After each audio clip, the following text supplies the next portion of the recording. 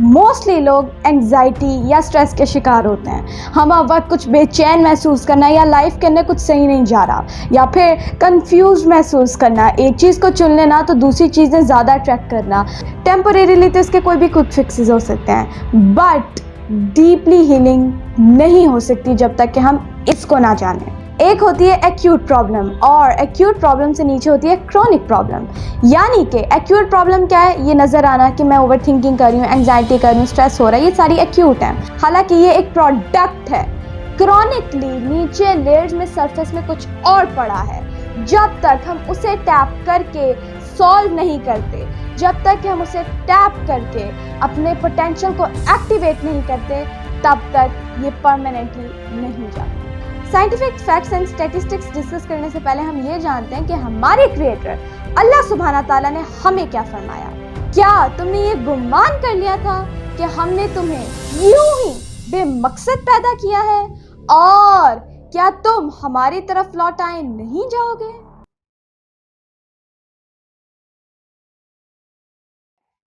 The importance of purpose. और अब सुनिए, मैंने अभी क्रिएटर की बात की, अब हम बात करते हैं ज़रा दुनिया के अंदर जिन्होंने कहले शाहकार कामयाबी हासिल की। ठीक है, जिन लोगों ने अपनी ज़िंदगी के अंदर कानून कुदरत, कानून फितरत, यानी कि इस ये जो कायनात है इसके laws of universe, laws of nature, इसके साथ खुद को अलाइन किया। ठीक है, क्यों? लॉज, ये कायनात के लॉज किसके हैं? ये कायनात किसकी है? मैं आपसे पूछती हूँ, किसने बनाई, किसने तख्लीक किया इस कायनात को? अल्लाह सुब्हाना ताला।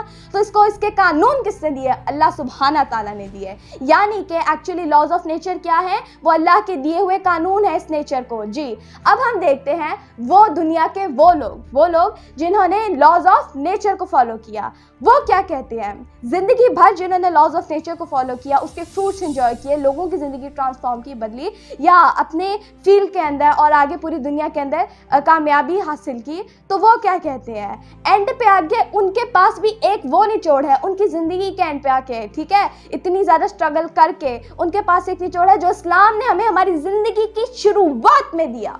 क्या? जो उनके पास एंड में इस्लाम ने हमें शुरू में हमारी, जिस कहते हैं, जड़ों में दिया, जिसको बार बार, मैं क्या ही कहूँगा, बार बार हमारी शुरुआत यहाँ से कि जिसे कहते हैं हड्डों में ये चीज़ होनी चाहिए। और मैं अल्लाह पाक का यहाँ, आई एम सॉरी, मैं यहाँ अल्लाह पाक का रुक के शुक्र अदा करना चाहूँगी कि अल्हम्दुलिल्लाह, अल्हम्दुलिल्लाह एंड अल्हम्दुलिल्लाह आई एम होम स्कूल, और मेरी ज़िंदगी की शुरुआत भी यहीं से हुई। What is my purpose? मैं आई ही क्यों हूँ, मैं एग्जिस्ट ही क्यों करती हूँ इस दुनिया के अंदर।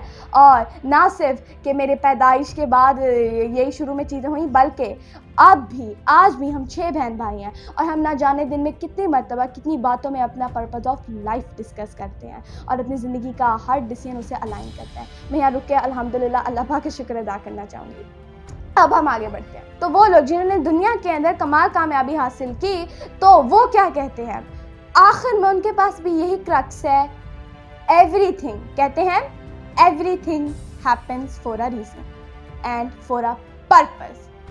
ये उनके पास क्रक्स है कि हर चीज एक वजह से हो रही है, कोई ना कोई वजह से, यानी कि हमारी दुनिया में आने का भी मकसद है।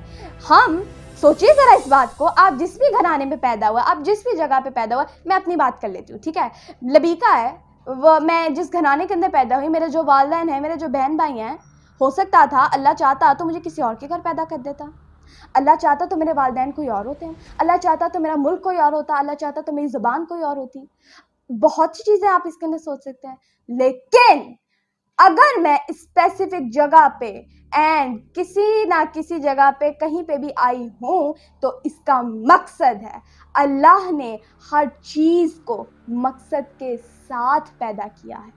और अभी मैं आपको ये थोड़ा सा क्रक्स देना चाहूँगी, इसको हम आगे बाद में डिस्कस करेंगे कि अल्लाह ये भी फरमाता है, अल्लाह कहता है कि जो लोग ये गुमान करते हैं ना कि कुछ नहीं, बेमकसद हुआ है सब कुछ, एमी हो गया है, एमी हम इधर आ गए, एमी सब कुछ हो गया, एमी मैं, मेरे जो वालिदैन है वो एमी मेरे वालिदैन है, या मैंने ये चूज़ कर लिया एमी हो गया, ये ज़िंदगी का हर एक छोटा छोटा वाक़या एमी हो रहा है, अल्लाह कहता है ये गुमान सिर्फ वो लोग करते हैं जो काफिर होते हैं।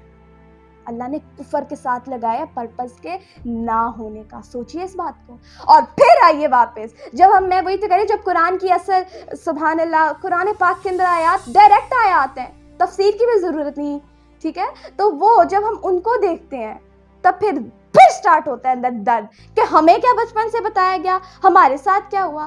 तो इससे हमें ये समझ आया जो कि आज साइंटिफिक कह लें, स्टैटिस्टिक्स कह लें, या वो लोग जिन्होंने ज़िंदगी के अंदर शाहकार कामयाबी हासिल की, उनके पास भी एंड पे एक ही क्रक्स है, everything happens for a reason.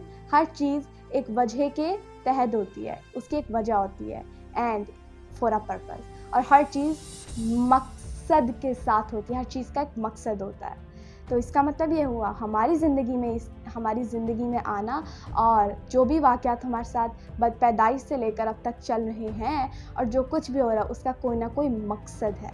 Yes, purpose है, हमारा इस दुनिया में आने का कोई पर्पज़ है। डेफिनेटली ये जानने से पहले कि हमारा पर्पज़ क्या है, हमें द इम्पोर्टेंस ऑफ पर्पज़ जानना बहुत ज़्यादा ज़रूरी है, नहीं तो फिर खैर छोड़ें इस बात को। तो अब हमें ये समझ आई कि हम जो हमारी ज़िंदगी में हो रहा है वो एम ही नहीं हो रहा, हमारे साथ जो ज़िंदगी के अंदर हो रहा है वो एम ही नहीं हो रहा, और हमारा इस दुनिया में आने का कोई पर्पज़ है, आपका इस दुनिया में आने का कोई पर्पज़ है। अल्लाह ने आपको एक पर्पज़ के साथ ब्लेस्ड करके भेजा है। बिल्कुल ये जानना बहुत ज़्यादा ज़रूरी है। अगर मैं एज़ अ मुस्लिम कहूँ अल्हम्दुलिल्लाह, तो हमारे क्रिएटर ने जो हमें पर्पज़ दिया उसके साथ ट्रूली अलाइन होना, और अगर दुनियावी नज़रिए से कहूँ तो, या साइंटिफिक नज़रिए से कहूँ तो लॉज ऑफ नेचर से अलाइन होना, ठीक है। अगर हम इससे अलाइन होकर चलेंगे तो देन ही हमें लाइफ एक बेहतरीन कह लें हमारी बेहतरीन लाइफ की तरफ हम बढ़ सकते हैं। और जब तक हमारी लाइफ के अंदर हम इससे आशना नहीं होंगे, तो हमने देखा बहुत से लोग मरते हुए भी अपने साथ स्ट्रेस लेके गए, मरते हुए भी एंग्जाइटी में गए, या फिर अस्तगफिरुल्लाह जिसके हम रेट्स बहुत ज़्यादा बढ़ते हुए देख रहे हैं, एंड पे वही होता है जो कि बहुत से दुनिया के अंदर एमी विनर्स हुए, ग्रैमी विनर्स हुए, ऑस्कर विनर्स हुए, ना जाने कौन कौन।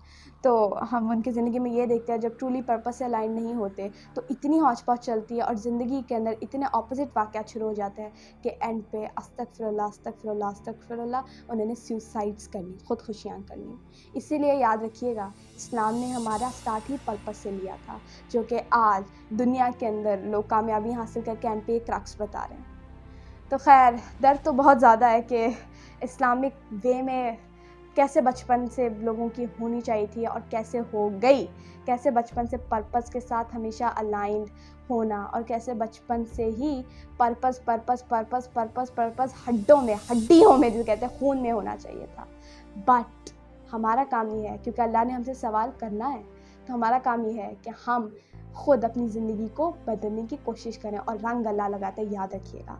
इसीलिए हमारा काम है हम उसके साथ अलाइंड हो, अपने ट्रू पर्पस के साथ अलाइंड हो। यस, हमारा काम है अलाइंड होना, हमारा काम है सबमिशन। यस, हमारा काम है सबमिशन और अलाइंड होते जाना। और फिर अगर मैं एज अ मुस्लिम कहूँ तो अल्लाह पाक क्या रंग लगाता है हमारी औकात भी नहीं हम सोच सकें। और साइंटिफिक नज़रिए से कहूँ, दुनिया के नज़रिए से कहूँ, तो कायनात ऐसे सपोर्ट करने शुरू कर देती है, कायनात भी तो अल्लाह की है, तो कायनात ऐसे सपोर्ट करने शुरू कर देती है, ऐसे मिरेकल्स होने लग जाते हैं, ऐसे ज़िंदगी में वाक़यात होने लग जाता है जो कि हमारे वहम गुमान से ऊपर होते हैं। बिल्कुल।